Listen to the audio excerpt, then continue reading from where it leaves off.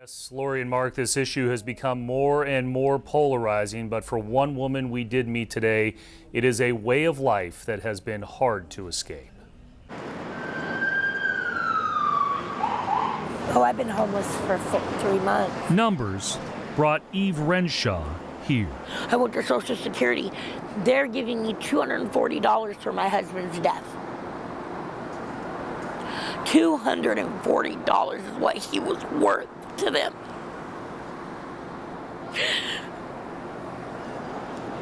You know, I mean, I made a sign that literally says widow, husband passed away and need help, please, homeless. I never thought I'd be in this situation ever in my life.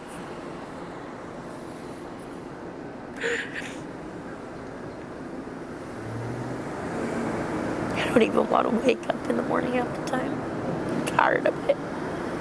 Tired of everything. Look at them. They walk right past me like I'm a piece of garbage. Like I'm lying, you know? The truth, near the corner of 4th and Pine, is that Eve is one of many people who need help tonight.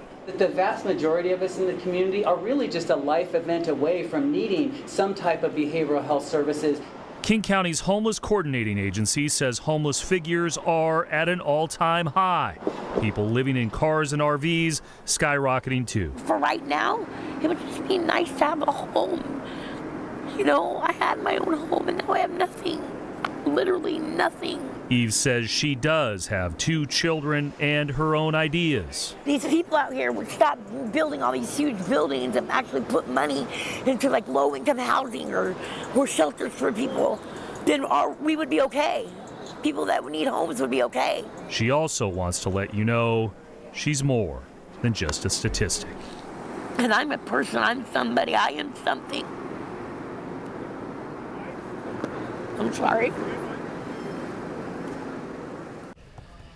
We did try to connect Eve and her friend with Mary's Place today to help her find some shelter. Seattle's mayor said just yesterday shelters are at 93% capacity, and she wants to spend millions in one-time dollars to create another 500 spaces within 90 days. Live in the King 5 newsroom, Chris Daniels, King 5 News.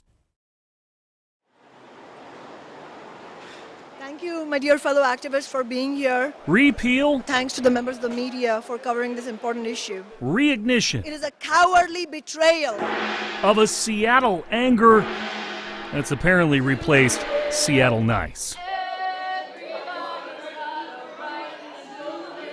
This civic cocktail today, You've chosen the route of capitulation and cowardice. Please wrap up? the result of a mix of questions over spending, the economy, and the homeless, and the stunning about-face by the city's elected leaders. It is beyond ridiculous. It's beyond anything that I have seen. A beaten-down council, which admitted it would not be able to overcome a well-heeled referendum campaign. Is that there is so much more to lose between today and November that will hurt our long-term fight. Monty Anderson of the building trades says there is more subtext. You know, you got to look at the end game.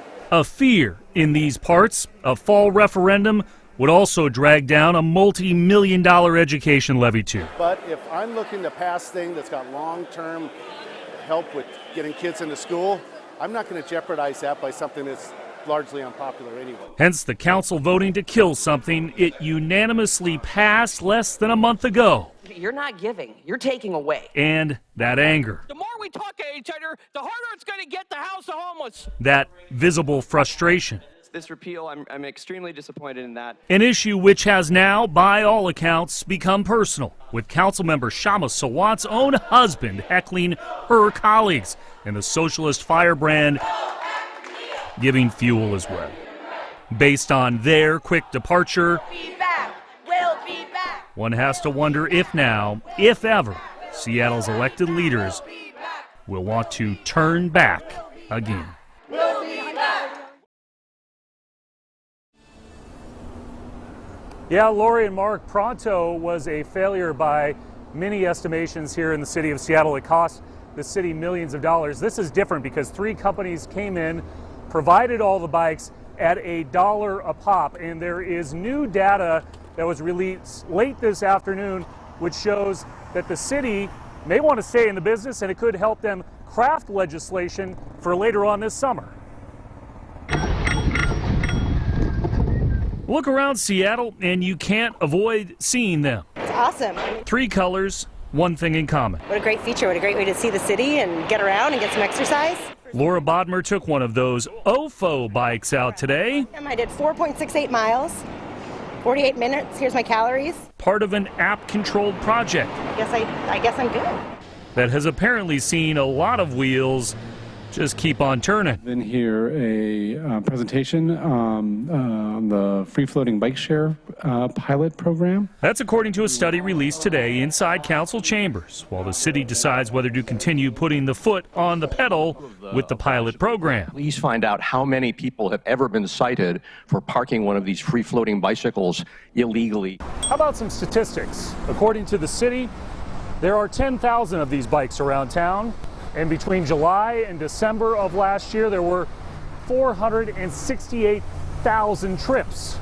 Most riders were 25 to 44, and according to the study, a third of the city's population tried out one of these bikes, but sadly, only 24% of the riders did it while wearing a helmet. Yet a preliminary UW study says there was no increase in head injury risk with the program. It was beautiful. I mean, Seattle's got these awesome marked bike lanes, and as a tourist, I could put it into my Google Maps and go. It will all help guide final legislation for a city once burned by bike share to avoid being taken for a ride again. And even though the ridership numbers are solid, there's still a lot of complaints about how the bikes are stored and how they're discarded. And yes, before you ask me about helmets, it is legal to ride a bike without a helmet in the state of Washington, the city of Seattle. A little bit different, although the municipal court records show there were 607 citations back in 2011. There was just 1 for not wearing a helmet while riding a bike this year. We'll keep you posted on the legislation. For now, happy trails, Chris Daniels, King 5 News. America, land of the free. But it don't matter where you're coming from. A place where our founding fathers, since the birth of a nation, have debated Cute little kids with big brown eyes. Immigration. They deserve better than a hand stamp. I thought America is very liberal. Yushan Lin came here from Taiwan with a vision. People with different color, people with different background, nationalities that come together here and try to live, try to pursue their dreams. She planned to raise a family. She's 2 and I have a 1 in my belly now. Today, she stood with her American-born daughter, Cecilia. As an immigrant, it's just so hard to see those families, those moms, they are separated from their children. Put their parents in the detention center. Put the kids in a summer camp. Sorry, I'm a little bit emotional when I talk about this, I just think like, as a human being, as a mom, as a parent, you should stand up for this cause. There is no excuse for it. Carl Sander made a statement too. You can't just stand quiet in this kind of situation. You got to stand up and not put up with it. Welcome to the land of opportunity. Yet Lynn wonders Now the situation is just very different from my expectation. about the ties that bind. It makes us think like maybe it's time to move because it doesn't fit our philosophy. Like this administration philosophy doesn't align with ours. Or the power of the message It's very sad. in this debate. Now we're making America great again. A new divide Yeah, we're making America squirm. wherever old glory We're teaching people how to hate again. stands. In Seattle, We're letting the pages of history burn. Chris Daniels, King 5 News.